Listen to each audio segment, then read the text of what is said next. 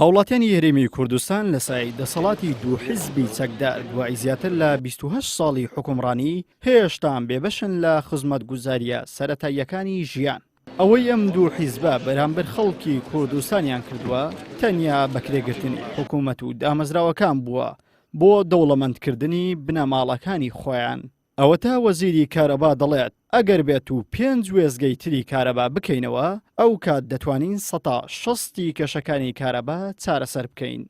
ئەمە طبعاً بۆ ئەم دەڤەرە دەوروبەری وێزگەی کەس نەزان کێشەی دابەشکردن چارەسەر دەکرێت بەس ئەم وێزگایە چارەسەری هەموو کێشەکانی هەولێر نییە چەندین وێزگەکانی ترژی هەناوەکی ڕووناکیە شەمامکە دێرەیە ئازادیە شێروان مەزنە ئەوانە هەموو پێکڤە ئێمە ئەتوان بڵێن 6% کێشەکان چارەسەر.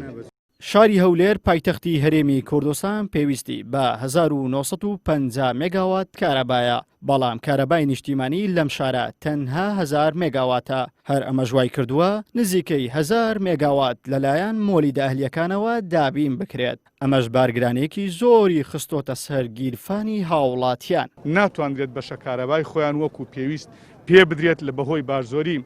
بەڕێوەری گشتی کارەبای هەولێر دەڵێت لە کاتی ئاسایی و شوێنێک کێشە و گرفتی کارەبای لێنەبێت دەتوانن 14 کاتژمێر کارەبا بدەن لە ڕۆژێکدا.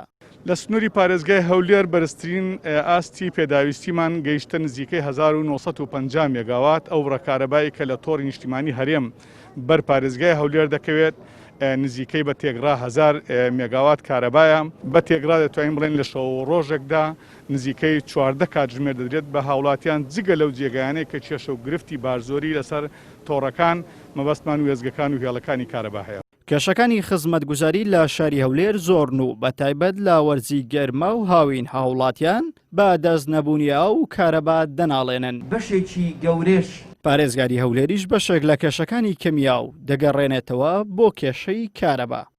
کارەبا کە چاک بوو ئۆتۆماتیکیان بەشێکی کێشەی ئاویشمان لە چارەسکە زۆربەی بیرەکان بە کارەبا ئیشەکان بۆیە ئێمە بە دڵنیایی کە کارەبا بەرەو پێشچوون ئاویش بەرەو پێشەڕۆین بەڵام لەگەڵەوەش ئێمە لەسەر ئاویش ئیشی باشمان کردووە ژمارەی جگار زۆر بیرمان لەو ماوەی لەداوە ژمارەی زۆر کێشەی تەکنیکی هەبووە پێویستی بە بۆڕی بە هەلمان کردووە بۆیە ئێستا ئەوڕۆ سیرکەی لەگەڵ چەند ڕۆژ پێش ئێستا وەزعەکە تۆزێک باشتر بەرەو پێش بووە.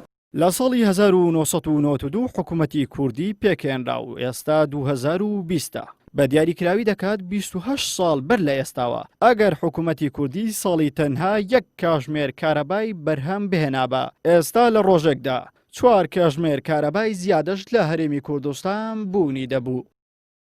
عیمران ئەمیر کەناڵی ئاسمانی پەیام هەولێر.